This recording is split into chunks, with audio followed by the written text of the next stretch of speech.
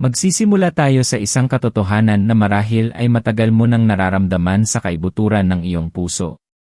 Narito ka ngayon, nakikinig, hindi nagkataon lang.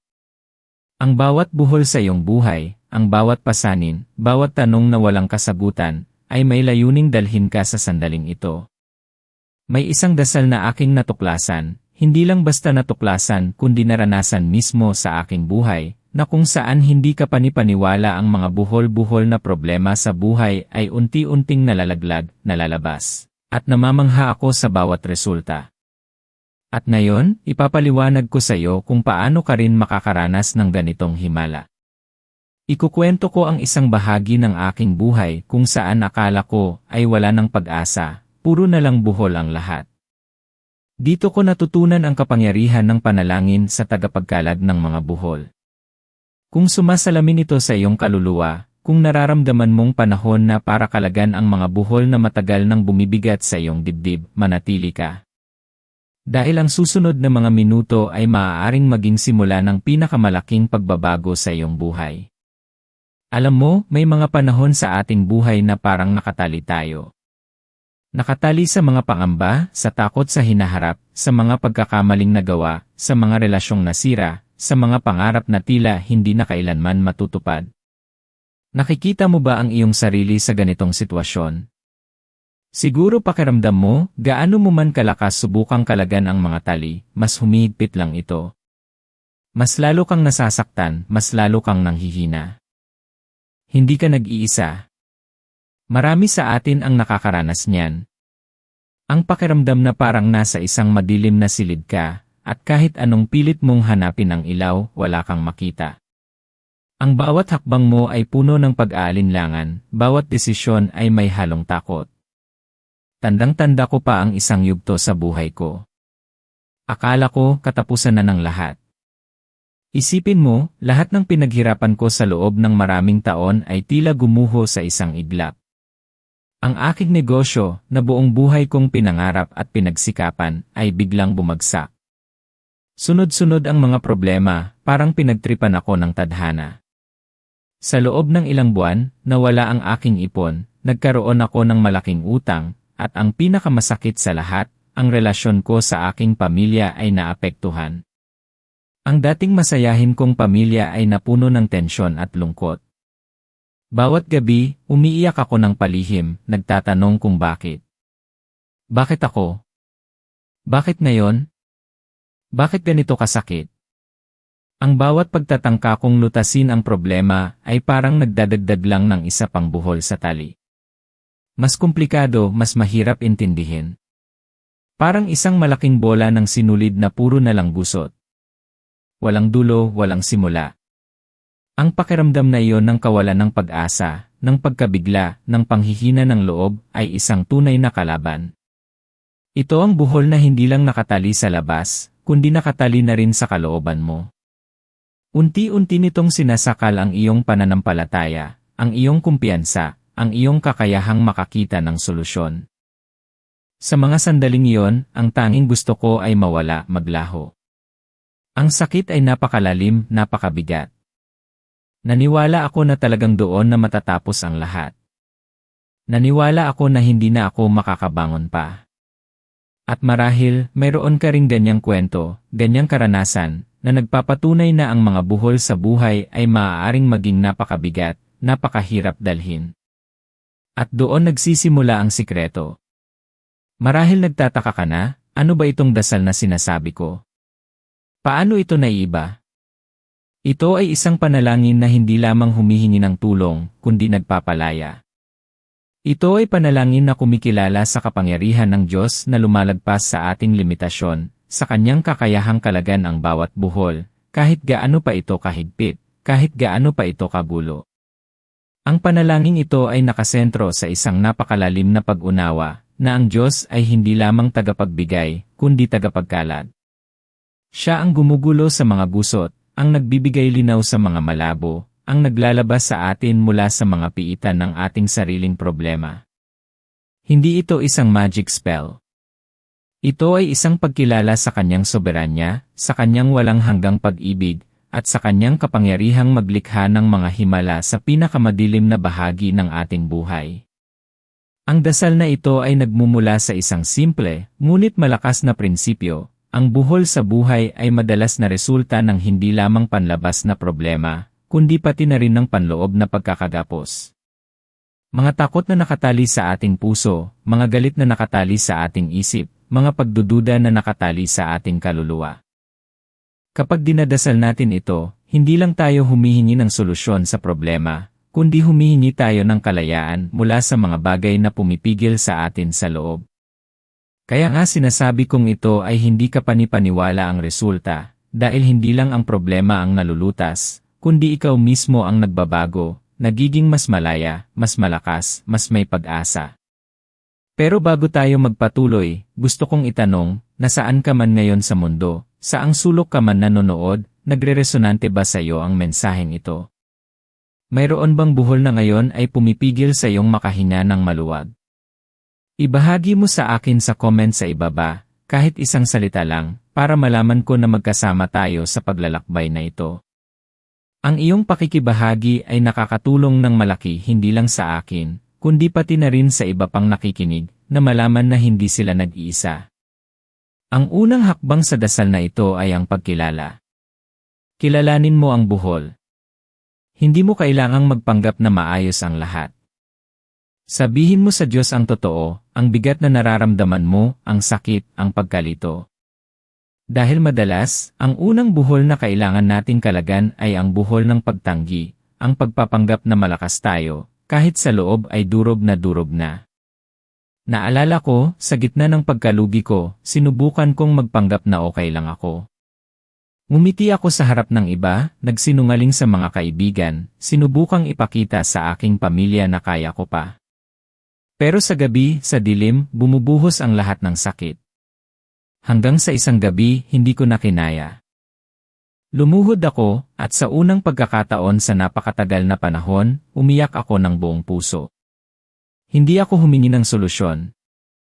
Humingi lang ako ng pag-unawa. Humingi ako ng lakas para harapin ang sakit. At doon nagsimula ang paglaya. Ang ikalawang hakbang ay ang pagtitiwala. Pagtiwalaan mo na mayroong tagapagkalag ng mga buhol. Ang panalangin na ito ay hindi para sa mga taong nagdududa, kundi para sa mga taong handang sumuko. Sumuko hindi sa problema, kundi sumuko sa kanyang kalooban. Ibigay mo sa kanya ang lahat ng buhol na yan. Isipin mo, hawak-hawak mo ang isang napakalaking bola ng sinulid na puro buhol, at hindi mo alam kung paano kalagan. Pero mayroong isang dalubhasa na alam kung saan nagsisimula at nagtatapos ang bawat tali. Siya lang ang may kakayahang kalagan ito nang hindi sinisira ang tela. Ang ating Diyos ang dalubhasa na yon. Kaya't ibigay mo sa Kanya. Ibigay mo ang iyong mga takot, ang iyong mga alalahanin, ang iyong mga kabiguan, at ang iyong mga pangarap na tila imposible nang mangyari. At ang ikatlong hakbang, ang pinakamakapangyarihan sa lahat, ay ang paglalabas. Ito ang bahagi kung saan aktibo mong dinadasal ang dasal sa tagapagkalag ng mga buhol. Hindi ito isang formula na kailangan mong sundin ng eksakto, kundi isang puso na bukas at handang magsalita. Ito ay isang dasal na nagsisimula sa pagkilala sa kanyang kapangyarihan, sa kanyang pag-ibig, at sa kanyang kakayahang gumawa ng himala. Maaari mong sabihin, Panginoon, tagapagkalag ng mga buhol, lumalapit ako sa iyo ngayon na may pusong puno ng pasanin. Nakikita mo ang mga buhol sa aking buhay, ang buhol ng. Ang mga buhol na ito ay nagpapabigat sa akin, at hindi ko na alam kung paano ito kakalagan. Pero naniniwala ako na ikaw ang Diyos na walang imposible. Ikaw ang tagapagkalag ng bawat buhol, ang nagbibigay linaw sa bawat kaguluhan. Kaya't ngayon, Panginoon, inilalagay ko sa iyong mga kamay ang lahat ng buhol na ito. Kinakalagan ko ang mga ito sa iyong pangalan. Kalagan mo, Panginoon, ang buhol ng takot na pumipigil sa akin na umusad. Kalagan mo ang buhol ng galit na nagpapabigat sa aking puso. Kalagan mo ang buhol ng kawalan ng pag-asa na bumubulag sa aking mga mata. Kalagan mo ang buhol ng kawalan ng kumpiyansa sa sarili na pumipigil sa akin na abutin ang aking mga pangarap. Hayaan mo ang iyong liwanag na lumiwanag sa bawat madilim na bahagi ng aking buhay. Hayaan mo ang iyong kapangyarihan na gumawa ng himala kung saan tila wala ng pag-asa. Tulungan mo akong magtiwala sa iyong plano kahit hindi ko ito maintindihan. Binibigyan kita ng kalayaan na gumawa sa aking buhay. Kinakalagan ko ang sarili ko mula sa pagsubok na kontrolin ang lahat. Hayaan mo ang iyong kalooban na mangyari. Maraming salamat, Panginoon, dahil alam kong dinidinig mo ako. Sa iyong banal na pangalan. Amen. Napakasimpleng dasal, di ba? Pero ang kapangyarihan nito ay hindi nakasalalay sa kung gaano karaming salita ang binibigkas mo, kundi sa kung gaano kalalim ang iyong pananampalataya. Ang dasal na ito ay naglalayong ibalik ang iyong kontrol sa kung ano ang kaya mong kontrolin, ang iyong pananampalataya at ang iyong pagtitiwala sa Diyos. Ang mga buhol na iyon, hindi na sa iyo ang responsibilidad para kalagan. Inilagay mo na sa kamay ng dalubhasa. Ngayon, may mga magtatanong, paano kung hindi agad mawala ang buhol? Ito ang isang mahalagang punto na kailangan nating maintindihan. Ang pagkalag ng mga buhol ay hindi laging nangyayari sa isang iglap. Minsan, ito ay isang proseso.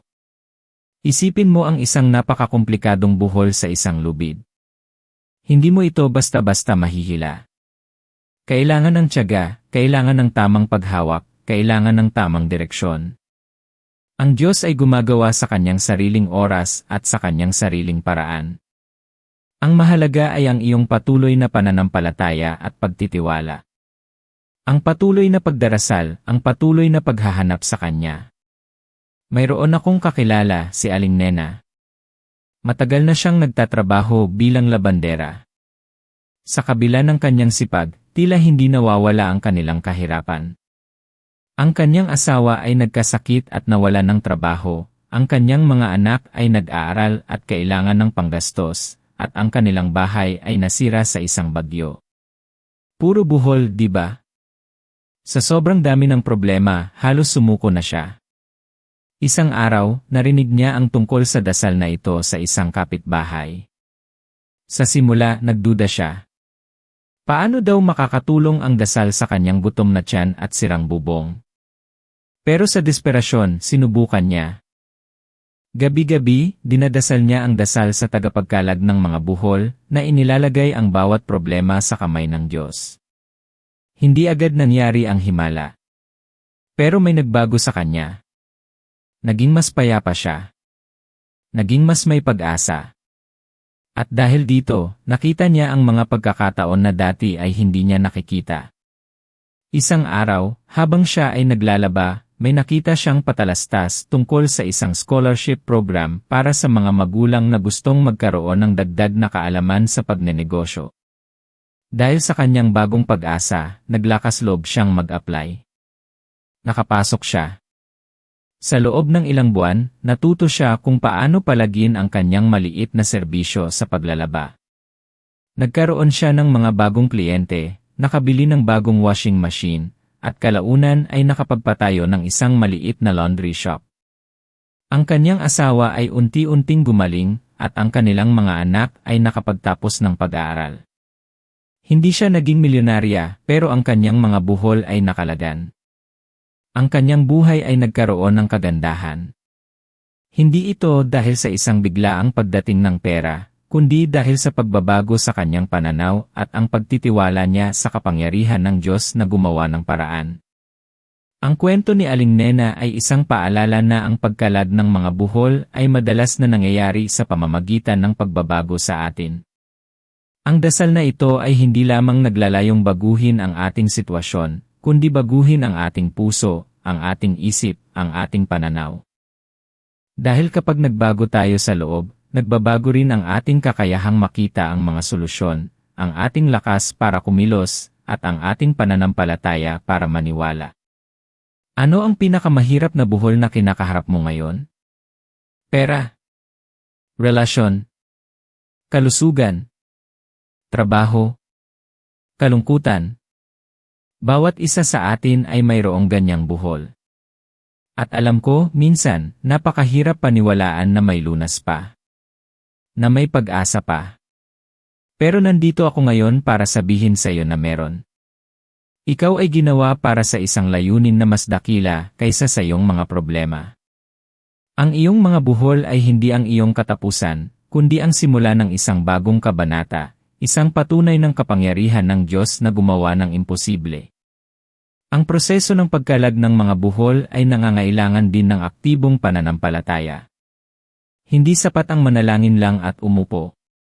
Kailangan din nating kumilos ayon sa ating pananampalataya. Kapag dinasal mo ang dasal na ito, maging bukas ka sa mga direksyon na ibibigay sa iyo ng Diyos. Maaaring ito ay isang ideya na biglang pumasok sa iyong isip. Maaaring ito ay isang tao na biglang magpapakita sa iyong buhay. Maaaring ito ay isang pagkakataon na dati ay hindi mo napapansin. Ang pananampalataya ay hindi lamang paniniwala, kundi pagsunod. Pagsunod sa mga bulong ng Espiritu Santo, pagsunod sa mga pahiwatig, pagsunod sa kanyang plano. Tandaan mo ang sinasabi sa Jeremias 20:11, sapagkat nalalaman ko ang mga panukala na aking iniisip para sa inyo, sabi ng Panginoon, mga panukala ng kapayapaan at hindi ng kasamaan, upang bigyan kayo ng kinabukasan at pag-asa. Mayroon siyang plano para sa iyo. Ang mga buhol na iyan ay hindi bahagi ng kanyang orihinal na plano. Ang mga iyan ay mga sagabal na kanyang kayang alisin, kanyang kayang kalagan, kung ilalagay mo lang ang iyong pagtitiwala sa kanya. Hindi kanya pababayaan. Hindi kanya kakalimutan. Kung nararamdaman mo ngayon na nasa pinakamababa ka na parang wala nang makakapitan, diyan mismo nagpapakita ang Diyos ng kanyang pinakadakilang kapangyarihan. Diyan niya pinapatunayan na siya ang tagapagkalag ng mga buhol. Minsan, ang pinakamahirap na buhol ay ang mga buhol na tayo mismo ang gumawa. Ang mga buhol ng pagsisisi sa mga nakaraang pagkakamali, ang buhol ng pagpapatawad sa ating sarili at sa iba, ang buhol ng pagbitaw sa mga bagay na hindi na para sa atin. Ito ang mga buhol na madalas na mas mahirap kalagan dahil nakakapit ito sa ating ego, sa ating pride, sa ating sariling pag-unawa. Pero tandaan mo, kahit anong klaseng buhol pa yan, maliit man o malaki, panlabas man o panloob, kayang-kaya itong kalagan ng ating Panginoon. Hindi ka nag-iisa sa labang ito. Hindi ka dapat matakot. Ngayon, may isang hamon akong ibibigay sa iyo. Sa loob ng susunod na 7 araw, simulan mo ang bawat araw mo sa pagdarasal ng dasal sa tagapagkalag ng mga buhol. Maging tapat ka sa Diyos tungkol sa mga buhol na nais mong kalagan. At habang dinadasal mo ito, maniwala ka. Maniwala ka na siya ay gumagawa kahit hindi mo nakikita. Maniwala ka na siya ay nakikinig. Maniwala ka na ang kanyang pag-ibig ay sapat para kalagan ang bawat buhol sa iyong buhay. At sa pagtatapos ng 7 araw, tingnan mo ang mga pagbabago sa iyong puso, sa iyong isip, at sa iyong mga sitwasyon. Hindi ko sinasabi na agad-agad na mawawala ang lahat ng problema.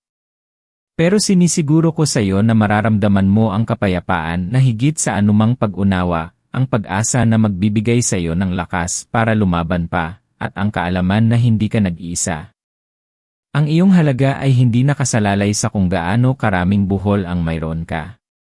Ang iyong halaga ay nasa katotohanan na ikaw ay nilikha sa larawan ng Diyos, at mayroon kang kapangyarihan na mas malaki kaysa sa anumang problema na haharapin mo.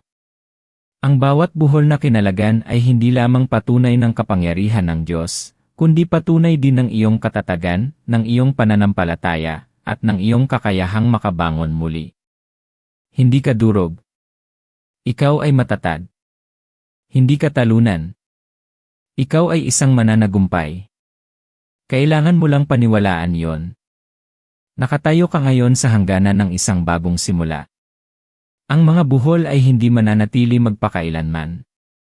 Mayroong isang tagapagkalag na handang kumilos para sa iyo. Hayaan mo siyang pumasok sa iyong buhay, sa iyong mga problema, at hayaan mo siyang ipakita sa iyo ang kanyang hindi kapanipaniwalang kapangyarihan. Dahil ang kanyang kapangyarihan ay hindi limitado sa mga bagay na nakikita lang natin, kundi sa mga bagay na hindi natin lubos na maintindihan. At iyan ang dahilan kung bakit, sa huli, ang resulta ay talagang manggugulat sa iyo. hindi ka nag-iisa. Sama-sama nating harapin ang mga buhol na ito. Sama-sama tayong manalangin. At sama-sama nating saksihan ang mga himalang kanyang kayang gawin. Ang iyong pinakamagandang bahagi ng buhay ay hindi pa dumarating. Ang iyong pinakamalaking pagbabago ay nasa simula pa lang. Maniwala ka. Ngayon, itataas natin ang ating mga puso at sama-samang manalangin sa ating Panginoon, ang tagapagkalad ng mga buhol. Mahal na Ama, Diyos na makapangyarihan sa lahat, lumalapit kami sa iyo ngayon na may bukas na puso at kaluluwang uhaw sa iyong pagpapala at kapangyarihan. Nagpapasalamat kami, Ama, sa iyong walang hanggang pag-ibig, sa iyong awa na bago bawat umaga, at sa iyong katapatan na hindi kailanman nagkukulang. Salamat, Panginoon, dahil kahit sa pinakamadilim na sandali, hindi mo kami iniiwan. Salamat dahil ikaw ay laging nariyan, handang makinig at kumilos para sa iyong mga anak. Panginoon, tagapagkalag ng mga buhol, ipinipresenta namin sa iyo ang lahat ng buhol sa aming buhay ngayon. Ang mga buhol ng takot, ng pangamba, ng kawalan ng katiyakan sa aming kinabukasan. Ang mga buhol ng kalungkutan, ng sakit, at ng mga sugat mula sa nakaraan. Ang mga buhol sa aming mga relasyon, sa aming mga pamilya, sa aming mga trabaho. Ang mga buhol sa aming kalusugan, sa aming mga pananalapi, sa aming mga pangarap na tila hindi na matutupad. Alam namin, Panginoon, na walang imposible sa iyo. Ikaw ang Diyos na lumikha ng mundo sa isang salita, ang Diyos na naghiwalay sa dagat, ang Diyos na nagbangon ng patay. Kaya't ngayon, sa iyong makapangyarihang pangalan, hinihingi namin sa iyo na kalagan mo ang bawat buhol na nagpapabigat sa aming mga puso at kaluluwa. Kalagan mo, Panginoon, ang buhol ng pagdududa, at palitan mo ito ng matibay na pananampalataya. Kalagan mo ang buhol ng galit at kapaitan, at palitan mo ito ng kapatawaran at kapayapaan. Kalagan mo ang buhol ng kawalan ng pag-asa, at bigyan mo kami ng kinabukasan at pag-asa na nagmumula lamang sa iyo. Kalagan mo ang buhol ng karamdaman at bigyan mo kami ng iyong nakapagpapagaling na hawak. Kalagan mo ang buhol ng pagkakautang at bigyan mo kami ng iyong probisyon at kasaganaan. Tulungan mo kami, Ama, na magtiwala ng buong puso sa iyong perpektong plano. Hayaan mo ang iyong kalooban na mangyari sa aming buhay at hindi ang sa amin. Bigyan mo kami ng lakas na sumunod sa iyong direksyon, at ng karunungan upang makita ang mga pagkakataong iyong inilalatag para sa amin. Pinoprotektahan mo kami, Panginoon, mula sa lahat ng kasamaan at kapahamakan. Balutin mo kami ng iyong pagmamahal at iyong presensya. Ipinapahayag namin na ikaw ang aming kanlungan, ang aming tagapagligtas, at ang aming tagapagkalag ng mga buhol. Maraming salamat, mahal na Ama, dahil alam namin na dinidinig mo ang aming mga panalangin. Naniniwala kami na ikaw ay kumikilos na ngayon sa aming buhay, at kami ay naghihintay na masaksihan ang iyong hindi kapanipaniwalang resulta. Lahat ng ito ay aming idinadalangin sa pangalan ng iyong minamahal na anak, ang aming Panginoong Hesus. Amen. Muli, maraming salamat sa pagiging bahagi ng ating pamilya dito. Kung naramdaman mong may nagbago sa iyo sa panonood mo ng video na ito, at kung nakaramdam ka ng pag-asa, huwag kang mag-atubiling i-share ito sa mga mahal mo sa buhay na sa tingin mo ay nangangailangan din ng dasal na ito. I-like mo ang video na ito at i-subscribe sa channel, at pindutin mo ang bell icon para lagi kang updated sa mga susunod nating pag-uusap na magdadala ng pagbabago sa iyong buhay. At para sa isang mas malalim na pag-unawa sa kung paano mo mapapalakas pa ang iyong pananampalataya at makikita ang mga himala sa iyong pang-araw-araw na buhay, iminumungkahi kong panoorin mo ang susunod na video na inihanda ko para sa iyo. Hanggang sa muli, tandaan, ikaw lay halaga, ikaw lay mahal, at ang iyong buhol lay makakalag. Patuloy kang manalig,